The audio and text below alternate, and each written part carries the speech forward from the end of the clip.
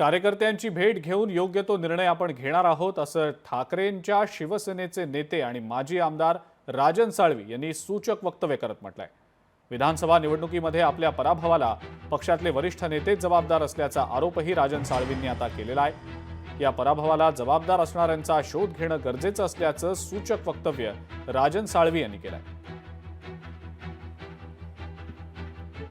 त्या ठिकाणी त्यांच्या भावना माझ्या भावना त्या ठिकाणी व्यक्त केल्या आणि मी एवढंच सांगितलं की निश्चितपणे भविष्यातल्या कालखंडामध्ये योग्य तो निर्णय योग्य वेळी घेईन अशा मी भावना व्यक्त केलेल्या आहेत। पराभवाला कारणीभूत वरिष्ठ मंडळी आहेत, आज नाव घेऊ इच्छित नाही तुमच्यासमोर, परंतु ते शोधणं गरजेचं आहे।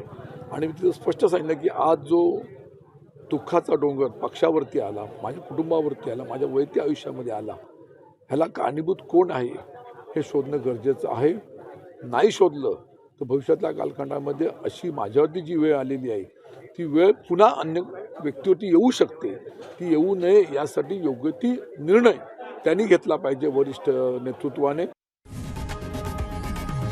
लोकशाही मराठी ऐका, पहा, जागरूक रहा।